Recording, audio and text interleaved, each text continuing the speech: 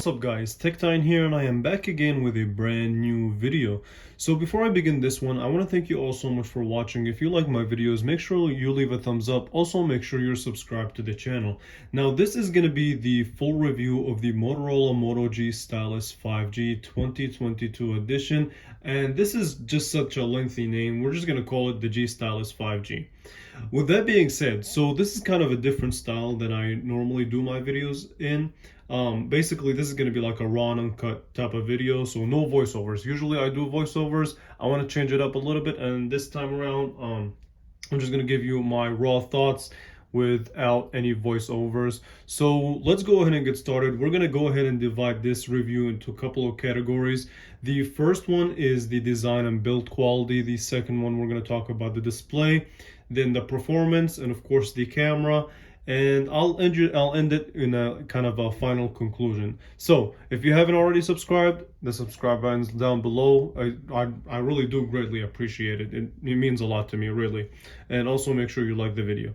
So let's go ahead and talk about the design and build quality of the Motorola Moto G Stylus 5G. So first of all, this is taller than normal. So this is really such a tall and kind of a narrow design, and I like it and I don't like it. I like it on the fact that it's a big screen and you can do a lot with it. And like I said, we're going to talk about the screen in a little bit. Now the bag is made entirely out of plastic, so it's a plastic bag, but it feels good, it looks good, and I think that it just does what it's supposed to. And design, of course, is just a subjective thing, and when you shine it under light, whether it's artificial or sunlight, you will get this kind of a ray that just gives it a unique look. And of course you have the Motorola logo and your triple camera setup, which we will definitely talk about. Now if you actually turn the phone side, no, my fingerprints are crazy. So if you actually turn the phone kind of sideways, you can also see, like on the curvature, there's this green brownish hue that adds an additional it just adds on to the design and the look of this phone, which is really nice. Now also the sides are also made out of plastic, and the right hand side houses your power button as well as your volume up and down. Now one thing that I wish is that these buttons had different textures. So usually what companies do is they would provide you a little bit of a texture on the power button to differentiate it between it and the volume up and down. And also the power button does double up as a fingerprint sensor, and it's fairly fast and really reliable. So as far as the bottom goes, you have a 3.5mm headphone jack, your USB-C port, which supports up to 18-watt fast charging, a microphone, as well as the bottom facing speaker, which we'll get to it and you guys will get to hear it, and the most important feature, which is the stylus, and we're definitely going to talk about that in a little bit as well. So circling back and moving on, we're going to talk about this display. So Motorola decided to go with a 6.8-inch 2460 by 1080p display, and let me tell you something, this is a really nice display in my opinion. So it gets fairly bright outdoors, and it's sharp, detailed, and the overall colors and the vibrance and everything that has to do with color is really good on this display.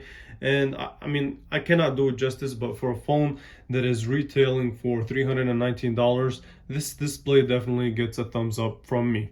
Now when it comes to content consumption, it's also pretty good. So I'll show you guys what it's like to watch videos on it so you get kind of an idea.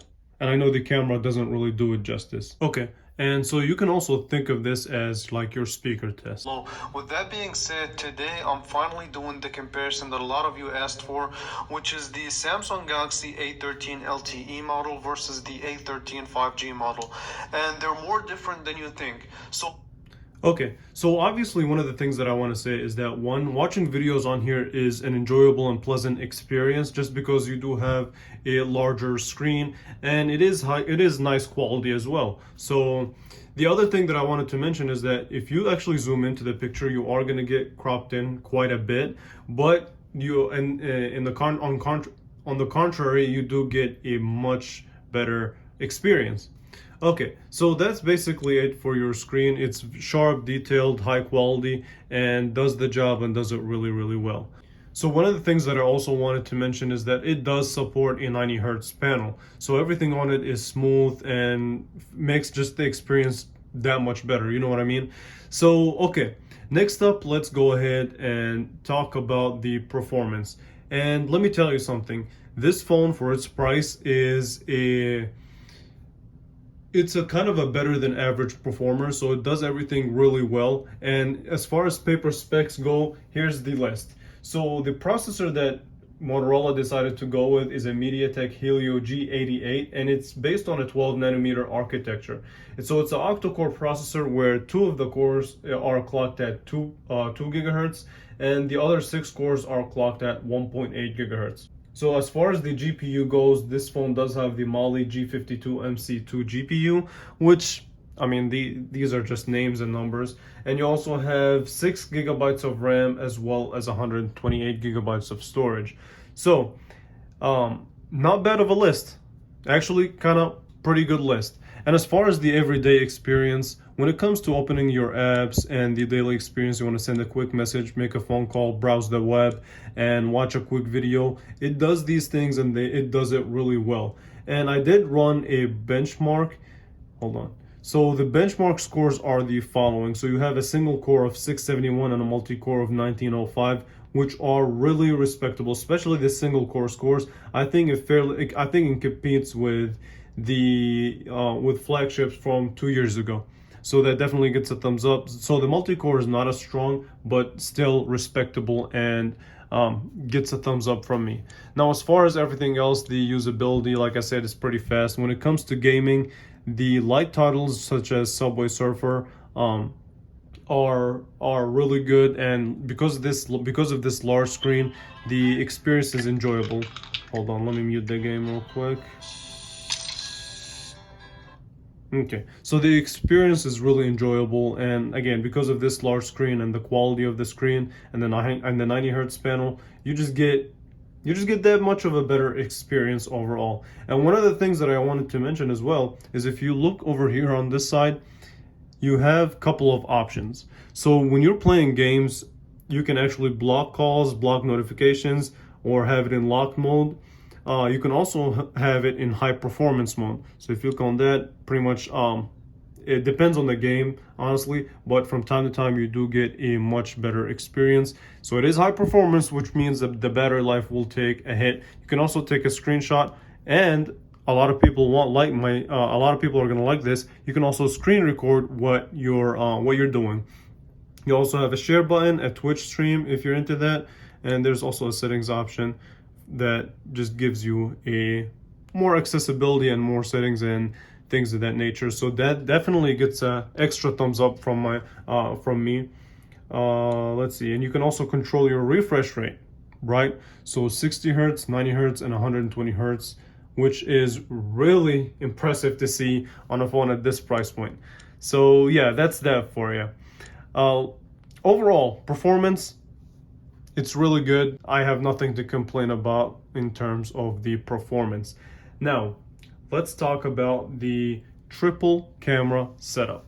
So the triple camera setup starts with the following. You have a main sensor of a 50 megapixel camera, and it does have optical image stabilization, which is something that you do not really see in kind of budget mid-range devices. So definitely something that is nice to see on a budget phone.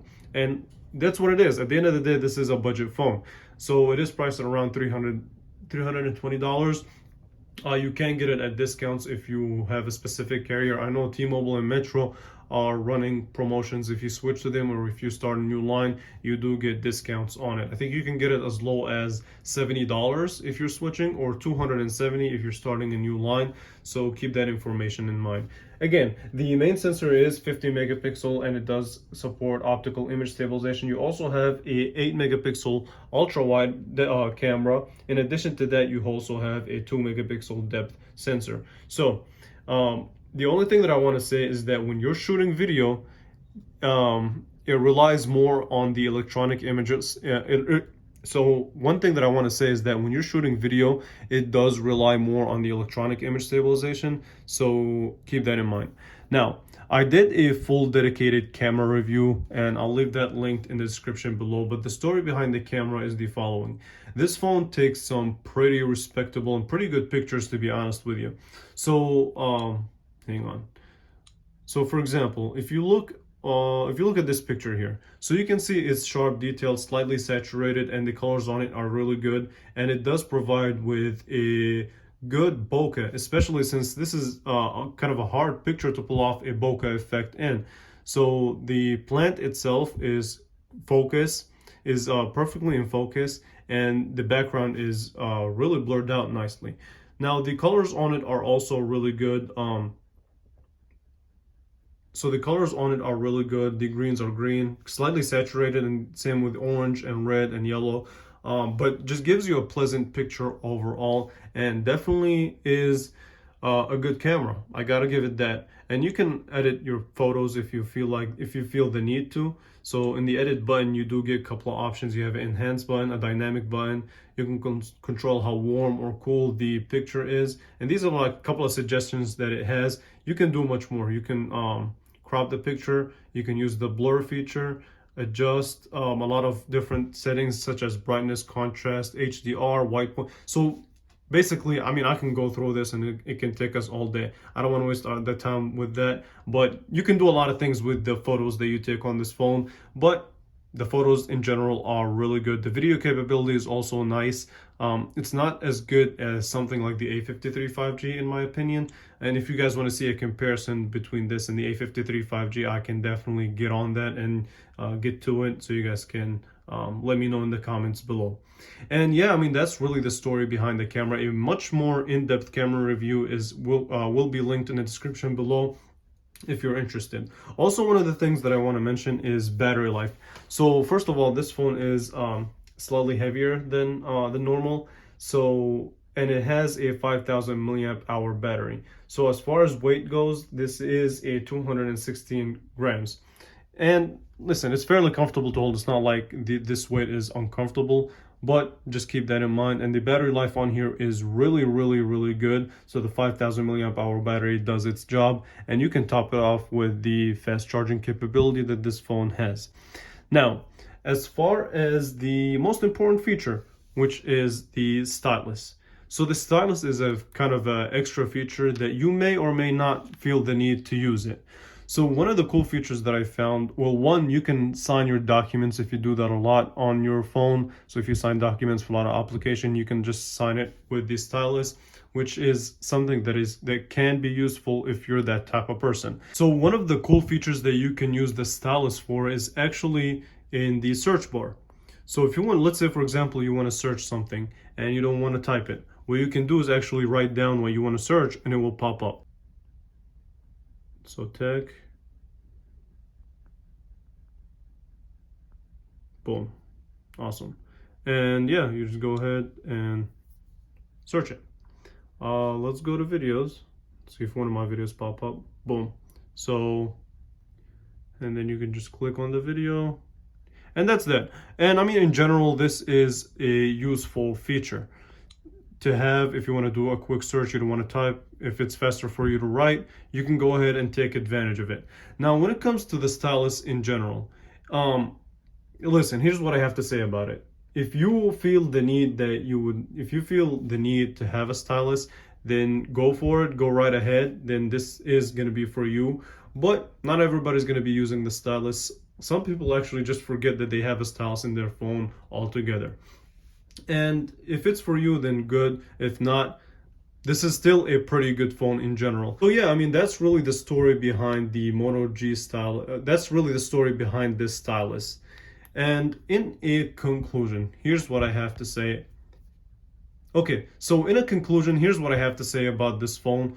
Overall, this phone hits pretty much every category that I know of and does its job and does it really well. So as far as the display, thumbs up. As far as the camera, thumbs up. As far as the experience, thumbs up. As far as having a stylus in the phone and having the stylus have extra good features that are useful, thumbs up. And that's really that. This phone overall just does its job well. Now, if one complaint that I do have about it is that I wish that they would have just made it a little bit better quality. Like if they were meant to make the back just, I mean, I know it looks cool and all, but it catches fingerprints like crazy. So a case is recommended. A case is recommended regardless. And the other thing is that it feels kind of like the back. It feels like it's bending over when you press it, when you press on it. So I don't know. That may be a concern for some people. I just thought I'd mention it. But overall, this phone is just a really nice device, and I can recommend it to people. So with that being said, I just want to take a second to thank you all so much for watching this video. Again, if you haven't subscribed, make sure you consider doing that. I really do greatly appreciate it. Also, leave a thumbs up in the video, and a couple of links will be in the description below. I would highly recommend to watch the camera review on this phone if you're interested to see how the camera performs in a much more in-depth look. So yeah, thank you all so much for watching. I really do greatly appreciate it, and I will catch you guys in the next video. Thank you for watching, and if you like these kind of voiceovers, let me know in the comment. If not, we'll go back to the old style. All right, thank you guys so much for watching.